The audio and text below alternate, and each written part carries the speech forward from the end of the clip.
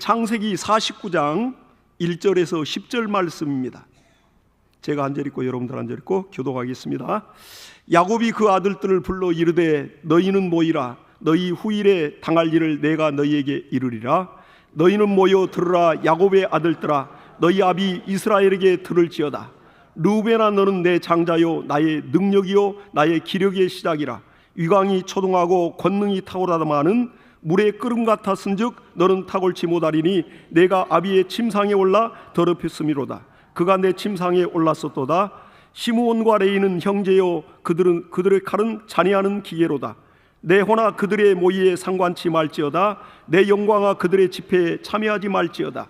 그들이 그 분노대로 사람을 죽이고 그 혈기대로 소의 발목 힘줄을 끊었음이로다. 그 노염이 혹독하니 저주를 받을 것이요 분기가 맹렬하니 저주를 받을 것이라. 내가 그들을 야곱 중에서 나누며 이스라엘 중에서 흩으리로다.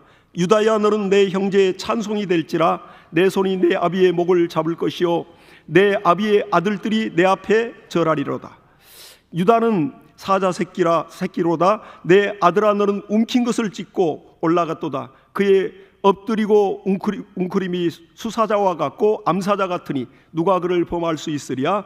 홀이 유다를 떠나지 아니하며 치리자의 지팡이가 그 발 사이에서 떠나지 아니하시기를 실로가 오시기까지 미치리니 그에게 모든 백성이 복종하리로다. 아멘. 사람은 이 하루를 살면서도 하루를 시작하고 또 저녁에 취침하는 순간까지 5만 가지의 생각을 우리는 하게 되고 많은 생각들이 우리 심령을 스쳐 지나갑니다. 그리고 또한 거기에는 많은 생각들이 많지만은 때로는 그게 많은 쓸모없는 잡념들이 많고 또 염려와 근심, 하나님께 맡기라고 권고하신다고 했는데도 내 스스로 사는 것 마냥 내가 짊어지고 내가 끌어안고 밤잠을 못 이룰 때가 많습니다. 그러나 하나님께서도 우리 마음을 이렇게 우리 심령 안에 성전 삼고 우리를 붙들어 주시지만 이 마귀란 자도 사람의 마음에 그 악한 생각과 불신앙의 생각을 집어넣음으로 하나님과 관계를 찢어놓는다고요. 그래서 우리가 영적으로 깨어 있어야 됩니다. 요한복음 13장 2절에도 마귀가 가룟 유다 마음에 예수를 팔 생각을 집어넣었더니 그랬어요. 마귀란 자가 생각을 집어넣는다는 거예요, 정확히. 그리고 또한 우리 안에 계신 성령 하나님이 또한 빌립보 2장 13절에도 이렇게 말하고 있습니다. 너희 안에 계신 이는 하나님이시니 자기의 기쁘신 뜻을 위하여 너희 마음 가운데 소원을 두고 행하시느니라.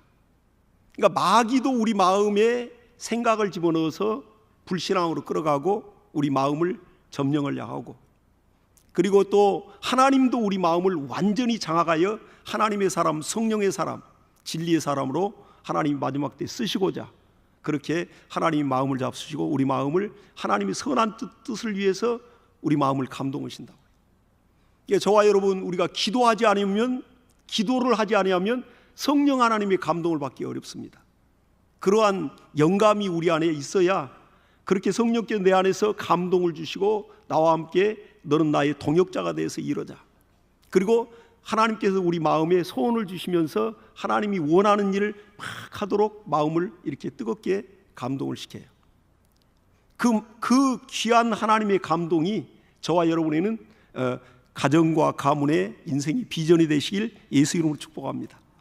그 주시는 감동을 놓치지 말고 그 감동이 올 때 우리가 그대로 정말 불리하지만은 여건이 안 되지만은 딱 순종해 보면 놀랍게 결과들이 나타나고 하나님이 이래서 이렇게 하라 했구나 하고 우리가 깨닫게 되고 정말 감격스러운 일들이 벌어지게 됩니다. 그래서 우리가 이 시간도 이 생각이라는 것을 우리가 어떻게 품느냐가 가장 중요합니다.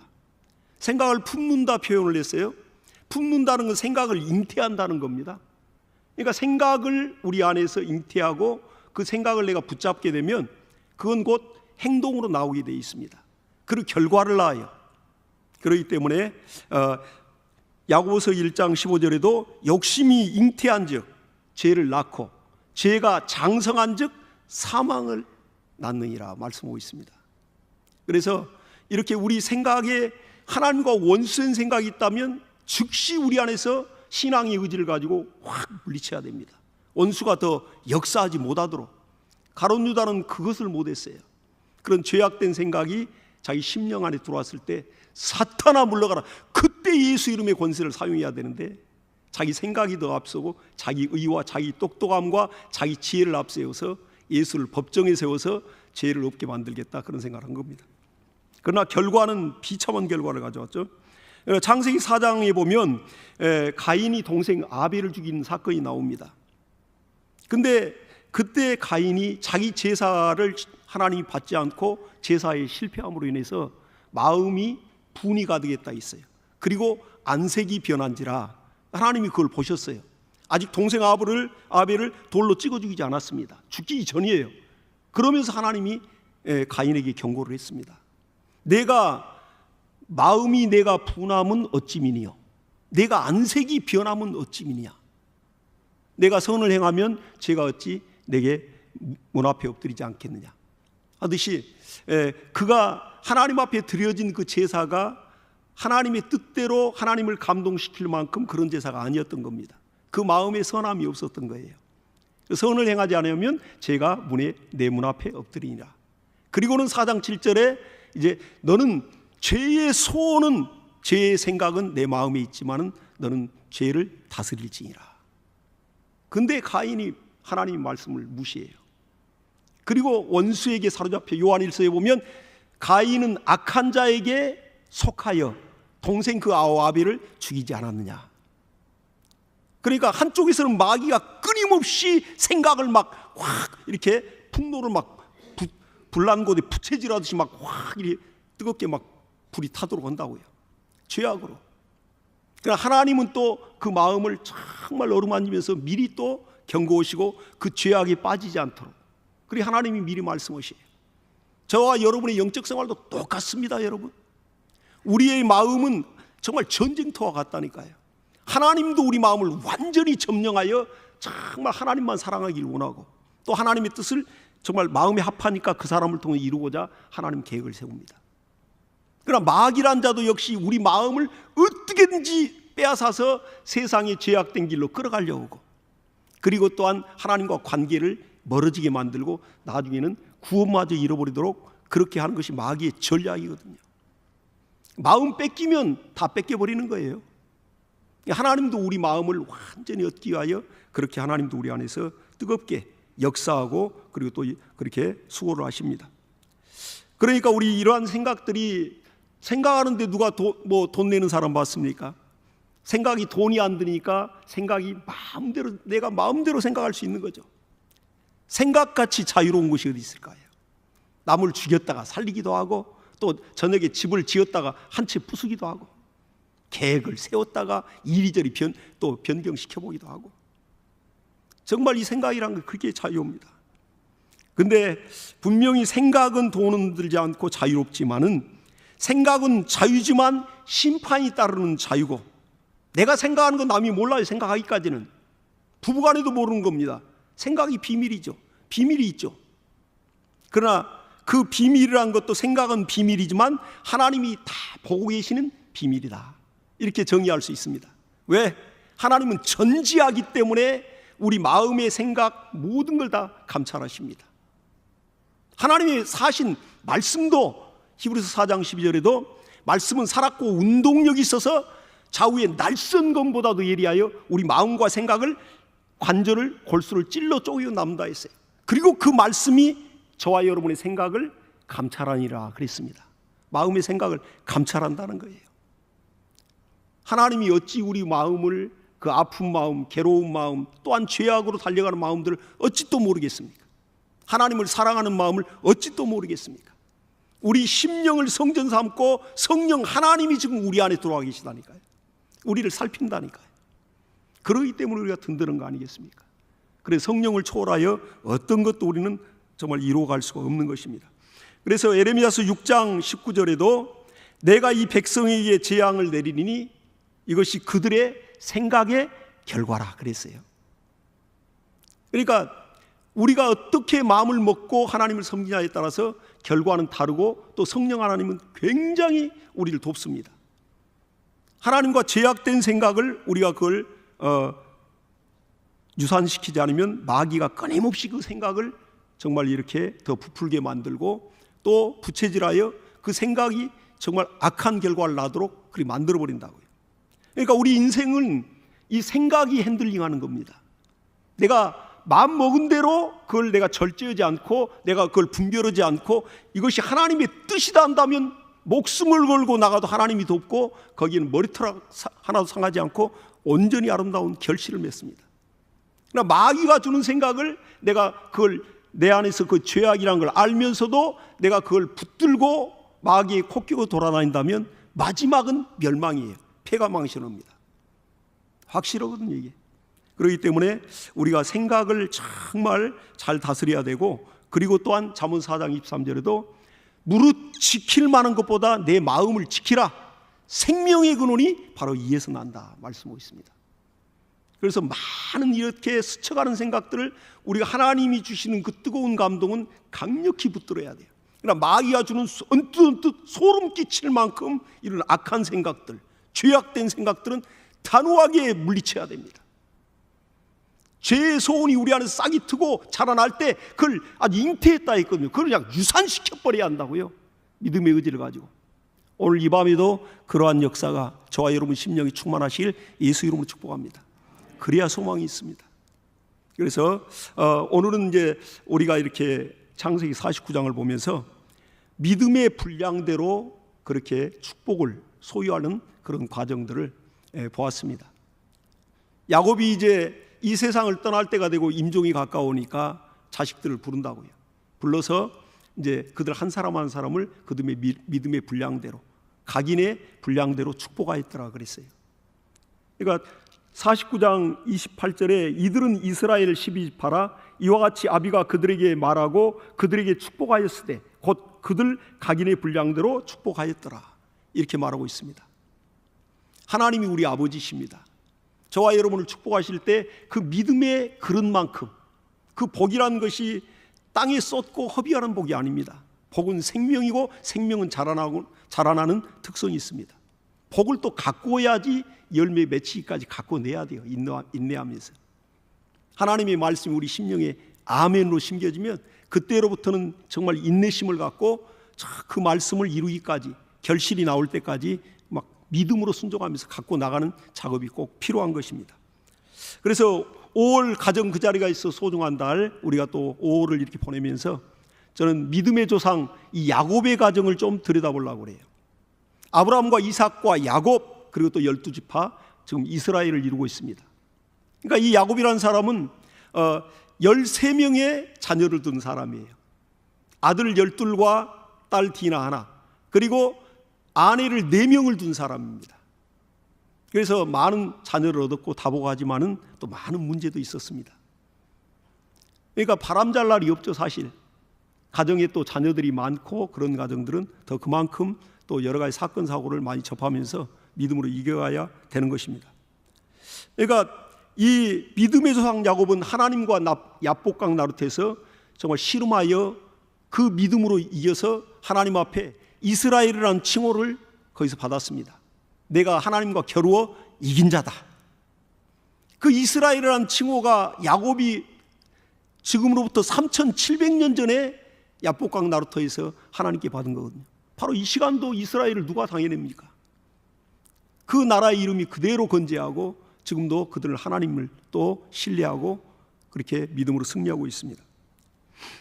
그러니까 이 야곱이라는 사람은 그 장자권을 이제 탈취하여 그가 외삼촌 라반의 집으로 도주를 했습니다. 그래가지고 외삼촌 라반의 집에 이제 들어가서 그 마을 어귀에서 꼭 그 샘물, 우물 있는 곳으로들 항상 그 누구를 찾을 때는 가더라고요. 그래서 마을 입구에 우물이 있으니까 거기 우물로 가가지고 거기에 사람들이 항상 모여 있고 또 이렇게 양떼 소떼에도 물도 먹이고 또 물을 길러 가기 때문에 누구를 찾으려면 우물가로 가는 거예요. 예, 거기서 우물가에 가가지고 사람들이 묻습니다. 여기 라반이라는 사람이 있습니까? 그러니까 그때 마침 라헬이라는 그 외삼촌 라반의 둘째 딸이 양떼를 몰고 물먹이로 오고 있었어요. 그러니까 그때 처음 그 라헬을 야곱이 도망자 신세가 돼가지고 그때 만나는 거예요. 그러니까 그때 만날 때 보니까 내가 그 외삼촌 라반을 정말 그 엄마의 지시를 따라서 이렇게 오게 됐다. 그래가지고 하면서 내가 그 라반을 지금 만나러 왔는데 외삼촌이 어디 계시냐. 그러니까 그 라헬이 얘기하는 거죠. 바로 우리 아버지다 하니까 라헬을 붙들고 야곱이 거기서 대성통곡으로 울어요. 그러니까 그 야곱의 마음이 얼마나 갈급했을까. 또 타지에 가서 부모 형제를 뒤로 하고 타지에 가서 얼마나 정말 거기서 이 고난의 시간들이 기다릴 텐데 정말 야곱은 두렵고 떨림으로 그렇게 야밤도주로 하여 외삼촌 라반의 집에 들어가게 됐습니다. 그러니까 이렇게 외삼촌 라반의 집에 들어가서 야곱이 이제 봉사를 하고 또 무일푼으로 계속 이렇게 섬겨갑니다. 근데 거기서 외삼촌 라반의 집에 가니까 자기가 처음 만났던 그 외삼촌의 딸이 그렇게 용모가 아름답고 예쁘다고 그랬어요. 그래서 그 마음에 쏙 든 겁니다. 야곱이 한눈에 정말 반할 만큼 그리 됐어요. 그리고 이제 그 외삼촌을 섬겨가면서 야곱은 정말 거기에서 또 성장해 갔습니다. 그리고 이제 결혼할 때가 돼서 이제 야곱이 삼촌에게 딸을 좀 둘째 딸 라헬을 저에게 아내로 주십시오 그랬어요. 근데 외삼촌 라반은 다 자기 생각이 있고 욕심이 많은 사람이에요. 야곱에게 품삯을 10번을 약속하고도 10번을 변경할 정도로 안 지킬 정도로 굉장히 탐욕스러운 사람입니다. 근데 이제 첫날 밤에 야곱이 또 아내를 맞이하는 정말 부푼 마음 가지고 정말 아내를 맞이하는데 자고 일어나 보니까 그 라헬이 아니고 그 언니 레아였어요. 그러니까 이제 어찌 이런 일이 있을 수 있습니까, 삼촌? 그러니까 이곳에 그 법이 그렇다.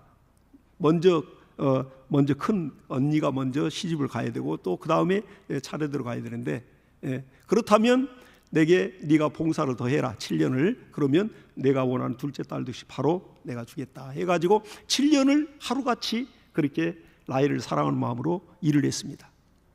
뭐 이런 모든 내용들 여러분들이 다 아시는 내용이죠. 근데 이렇게 라헬을 얼만큼 그렇게 사랑했으면 7년을 더 봉사하고 무일푼으로 봉사하고 그렇게 참 목축을 하며 그렇게 수고하는데도 정말 하루같이 즐겁게 그렇게 라헬을 연모하면서 그 아내로 삼았으니까 그 봉사를 했습니다. 그러니까 우리가 결혼을 하면 보통 신혼 3년 정도 가면 이제 콩깍지가 좀 벗어지는 거거든요. 이제 여러 가지 이제 다 뭐 이렇게 좀 불편한 점도 있고 하지만은 뭐 연애할 때는 뭐 그런 모습들이 보이지도 않거나 보이려 하지도 않고, 근데 결혼하고 나면 3년간은 신혼생활이 얼마나 달콤하고 얼마나 사랑하는지 몰라요. 근데 이 야곱이라는 사람 참 특이한 사람입니다. 뭐 일평생 라헬에 대한 그 사랑의 콩깍지가 안 벗어진다니까요. 문제는 아내를 사랑하는 것, 이미 성경에서 명령하듯이 사랑하면 할수록 더 좋죠, 아내와 남편이. 근데 이렇게 지금 일부 다처제와 같이 지금 아내가 4명이 될 경우는 상황이 또 달라진다고요.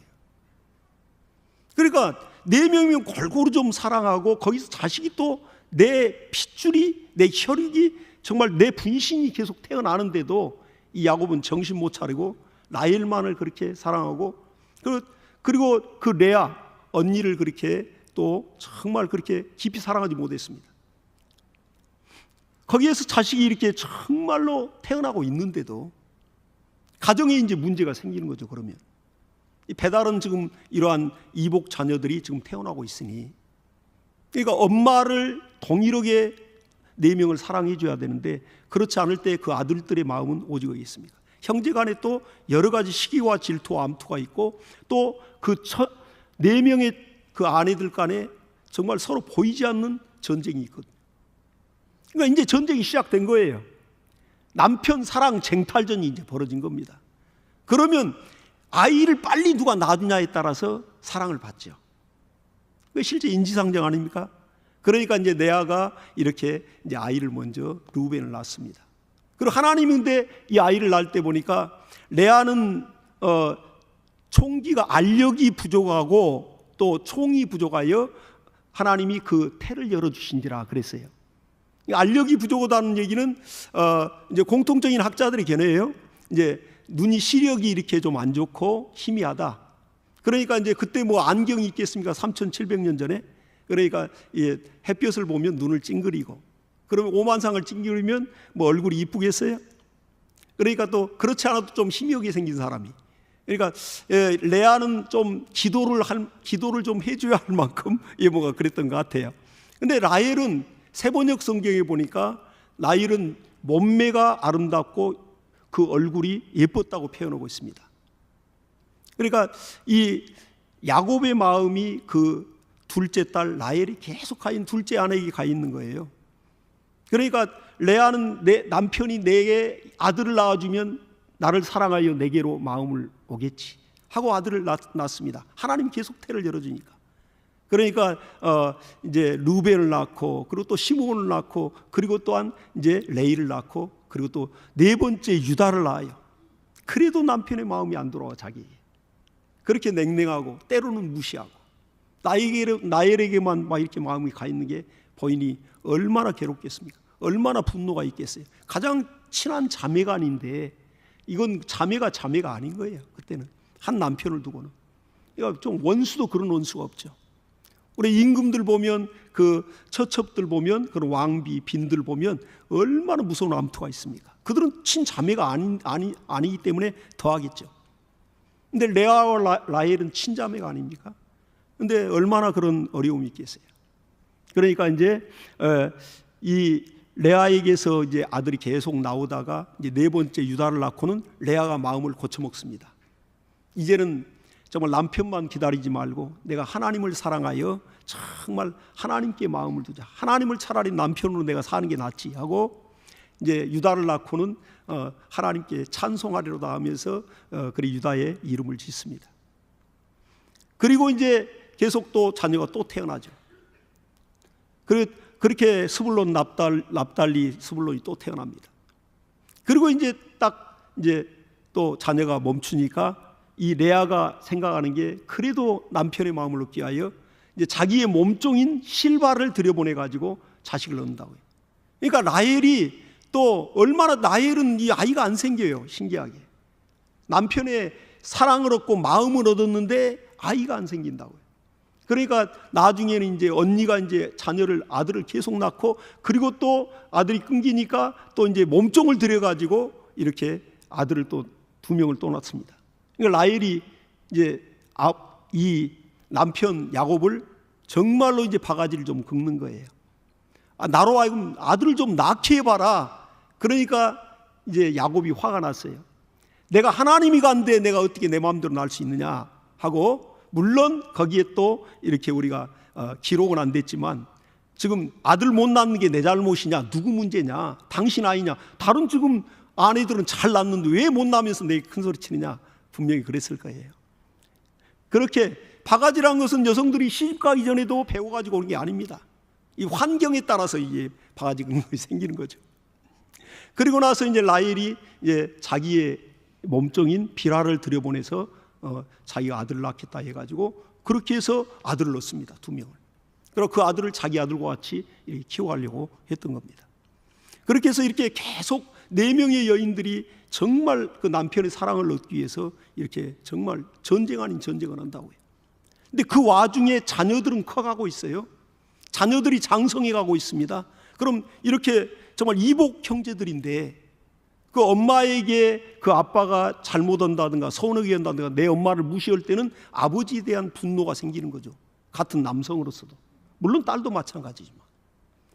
그러니까 이 르우벤에 대해서 이렇게 지금 야곱이 축복할 때 보면, 르우벤아 너는 내 장자여 나의 능력이요 나의 기력의 시작이라. 유광이 초동하고 권능이 탁월하다마는, 이렇게 얘기했어요. 그러니까 야곱이 정말 그 레아를 통하여 처음 르우벤을 얻을 때 얼마나 감격적이었겠어요.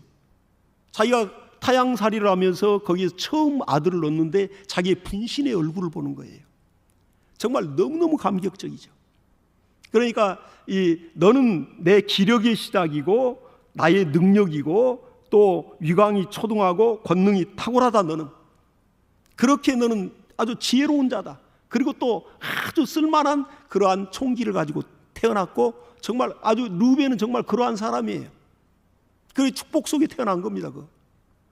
근데 다음 구절에 지금 야곱이 죽기 전에 지금 이렇게 축복을 하면서 얘기를 해요. 그러나 물의 끓음 같았은즉 너는 탁월치 못하리니 내가 아비의 침상에 올라 더럽혔음이로다. 그가 내 침상에 올랐었도다. 이걸 지적을 한다고요. 그러니까 물의 끓음 같았다는 얘기는 신앙과 믿음이 여유르지 않고 이렇게 바글바글 끓다가 막 또 식었다가 또 바글바글 끓다가 푹 식었다가, 마치 김치찌개 끓일 때 냄비에다 끓이면 물론 그런 대로 맛은 좀 있어요. 근데 그렇게 신앙이 그렇다는 거예요, 성품이. 근데 좀 뚝배기와 같이 진드겁게 인내하면서 정말 점점 뜨거워지더니 나중에는 그 뜨거움이 오래 가서 음식이 식지 않고 맛있게 먹듯이 그런 뚝배기 같은 신앙을 가져야 하는데, 엄마 레아는 그런 신앙을 가졌어요. 그러니까 이 레아가 이렇게 고생하면서 인내하면서 정말로 참고 이렇게 하는데, 그때 그 레아는 정말 얼마나 피눈물을 흘리며 참았겠습니까? 그리고 밤이면 밤마다 라헬에게로 그렇게 자기 남편이 가는데, 제가 자기는 아들을 이렇게 떡두꺼비 같은 아들을 막 낳아줬는데도 그 배신감은 이루 말할 수 없고, 근데 그 레아는 인내하면서 마침내 유다를 낳고는 하나님께 마음을 두고 신앙을 올바르게 고쳐 세웠어요. 그러나 나중에 죽었을 때 이 영광을 누가 입냐면 바로 레아가 그 조상들의 그 아브라함, 이삭, 야곱이 들어가는 그 조상들의 묘실에 들어갑니다. 그러나 야곱이 그렇게 사랑했던 그 라헬은 베냐민을 잉태하여 이제 길을 걷고 다른 쪽으로 이동해 가다가 에브라시라는 그 급한 정말 그 길에서 아이를 낳다가 산모가 죽어요. 거기에서 장사를 지냅니다. 길가에 장사를 지낸다고요, 라헬은. 그렇게 결과가 다릅니다. 근데 문제는 지금 이 르우벤은 야곱의 기력의 시장이고 능력의 시장이고 아주 정말 총명하고 명철하고 명석하고 아주 총기가 달라요. 아이가 아주 쓸만한 인재요, 제목감이 되는 아주 그게 보입니다. 근데 이가 정말 아버지를 가장 인격 살인할 만큼 범죄를 해버리지 않습니까? 어떻게 아버지의 여인, 자기의 정말 자기의 서모를 갖다가 정말 간통으로 넣는 그런 범죄를 저질렀다고요. 근데 야곱이 그때는 참고 있다가 마지막 죽기 전에 그걸 딱 지적을 하면서 정말 그를 축복을, 온전한 축복을 못 받습니다. 근데 왜 그랬을까? 르우벤이 왜 그랬을까? 르우벤은 원래 참 진짜 그 장자로서 이미 장자권을 받고 나온 자입니다. 그리고 또 장자다웠어요. 그리고 요셉이 그 배다른 동생이지만 요셉이 자기 형제들이 그걸 아예 죽여버리려고 할 때 그걸 우리가 형제의 피를 봐서 뭐겠느냐 하고 죽이는 걸 만류했던 사람이 바로 큰아들 르우벤이에요. 그리고 애굽 대상들에게 그 동생들이 팔아버리죠, 요셉을. 근데 그 장자 르우벤이 왜 아버지를 정말 그 인격을 살인해버릴 만큼 그렇게 말년에 그렇게 정말 고통을 줄 만큼 그랬을까? 그걸 보니까 원래 르우벤은 효자입니다. 그러니까 그 어머니 그 레아가 그렇게 밤이면 정말로 가슴을 치면서 남모르게 눈물을 흘리는 것을 큰아들로서 그 옆에서 봤어요. 그리고 그렇게 괴로워하는 걸 봤습니다. 때로는 격동하고 분노하는 걸 봤습니다. 아버지는 왜 그럴까? 왜 내 엄마를 이렇게 괴롭힐까? 왜 내 엄마를 이렇게 무시할까? 그러니까 장성해 가면서 아버지에 대한 그 원망도 있었던 것입니다. 그러니까 그 서모 비라와 통과하는 거 보면 그때 라헬이 죽고 나서 가장 야곱이 사랑하는 여인 그 라헬이 죽고 나서 야곱이 상처가 굉장히 클 때예요. 바로 그 기간에 서모를 통과를 했습니다. 그리고 야곱을 거의 죽인 거나 다름없죠.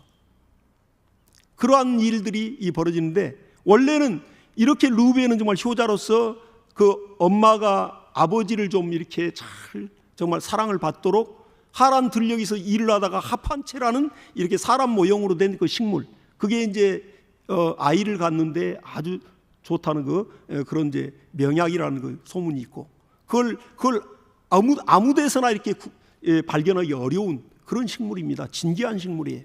그걸 가지고 캐와 가지고 엄마에게 바로 드린 거예요, 그 르우벤이. 그래서 아버지의 사랑을 좀 받도록. 근데 이때 라헬이 그걸 보고는 언니 그걸 나에게 줘. 아니 내 남편도 뺏어가고 이것도 뺏어가느냐 이렇게 기록이 되어 있습니다. 그래 동생한테 야단을 치니까 그 라헬이 오늘 저녁에는 내가 양보할게. 남편을 서비스를 해주는 거예요. 그러니까 여유인자의 아주 그 정말 그 여유를 부린 겁니다. 근데 그 화판치를 준다니까요. 라헬에게 사랑을 그렇게 남편의 사랑을 얻고자. 그랬던 그 어머니를 그렇게 생각했던 장자 루벤입니다. 근데 이러한 일이 야곱의 가정에 이러한 저주스러운 일이 벌어지잖아요. 그러니까 야곱의 가문에 정말 여러 가지 저주스러운 이렇게 대물림하는 사건이 믿음의 조상들의 가정에 있었습니다. 형 에서와 함께 쌍둥이로 태어납니다. 야곱이. 그러니까 이삭은 정말 남자다운 사냥꾼다운 에서를 좋아하고, 엄마는 엄마를 잘 돕고 엄마를 이해하는 정말 딸 같은 아들 야곱을 좋아하는 거예요. 엄마가 자기가 내 뱃속으로 낳았는데도 야곱에게 장자권을 정말 그걸 물려주고 싶은 겁니다. 엄마가. 그래가지고 그 야곱에게 정말 그 팥죽을 끓이게 하고, 남편이 가장 정말 좋아하는 음식을 너무 잘 알지 않겠습니까? 그래서 그 장자권을 엄마가 그 물질기를, 복의 물질기를 틀어버리는 거예요. 내가 난 자식인데도.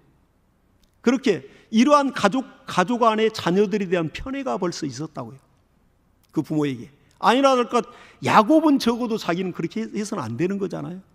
근데 야곱이 그 아들들을 또 사랑하는 데 있어서 그 또 편애를 했습니다.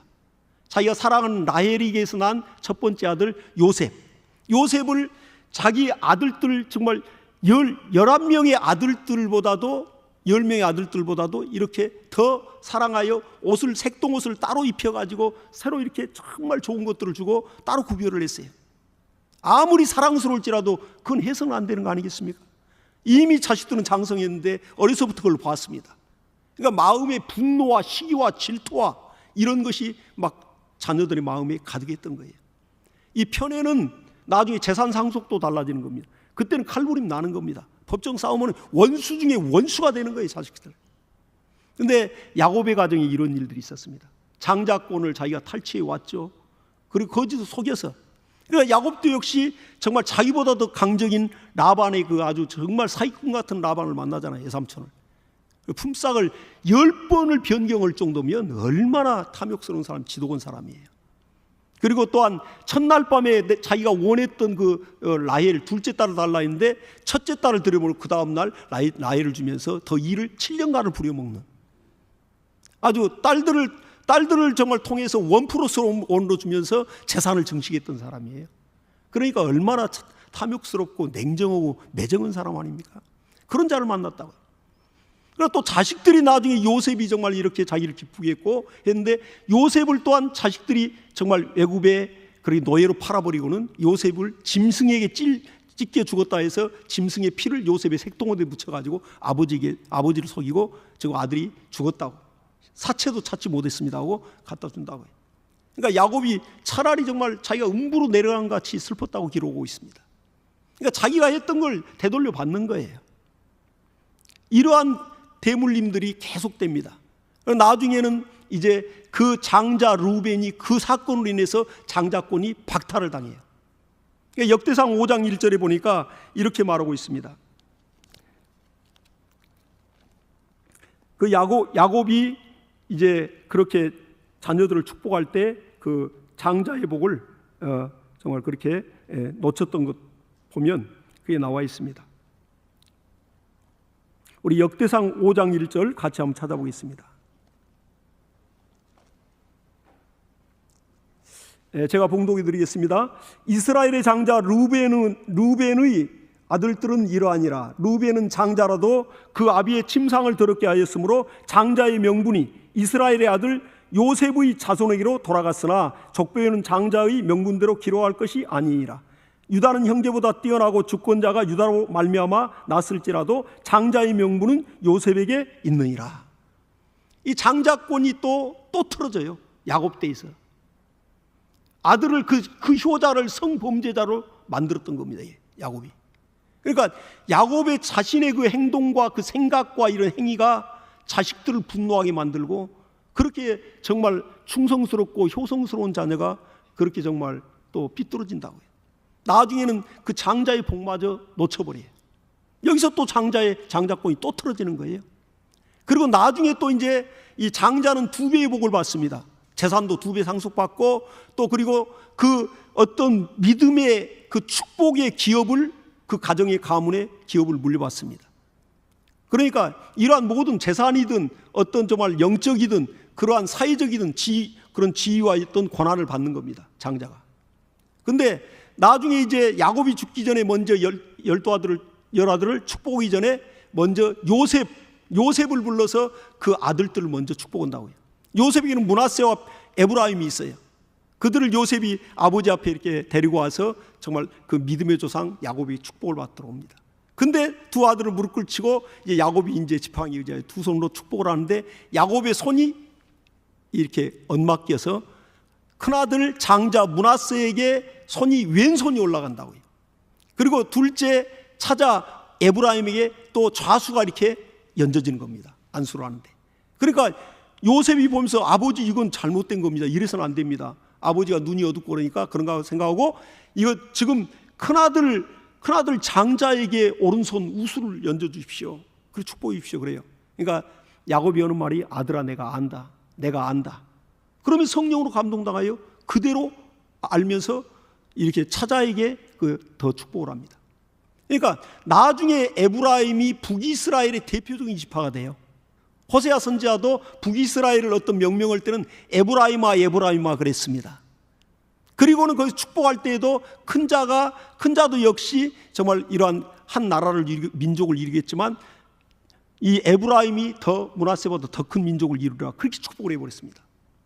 계속 장자도 대에 물려가면서도 어그러진다고요. 순서가 달라져요. 이렇게 하나님의 복은 각인의 어떤 믿음의 그 그릇과 분량에 따라 그 복은 그대로 축복이 임합니다. 바로 오늘 이 시간에도요. 그래서 우리가 믿음의 그릇을 정말 우리 육체가 있는 동안에, 정말 기회가 있는 동안에 넓히자 이거예요.